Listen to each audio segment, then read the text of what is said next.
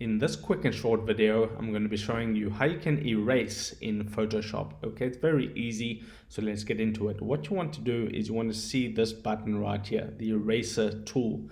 To get this tool, you can either just click on the eraser icon or you can press E on your keyboard, okay, and that will select the eraser tool.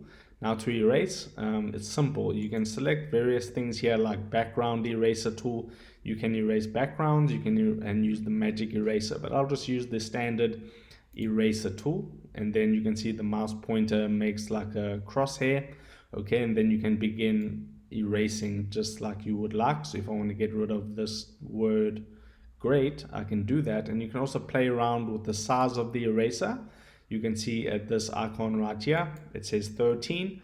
I can increase the size to maybe something like 70.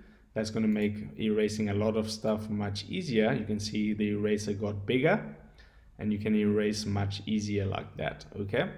If you want to undo anything if you want to undo any of your erasing, you can just hit Control or Command and then the Z key, and then you can go back a step.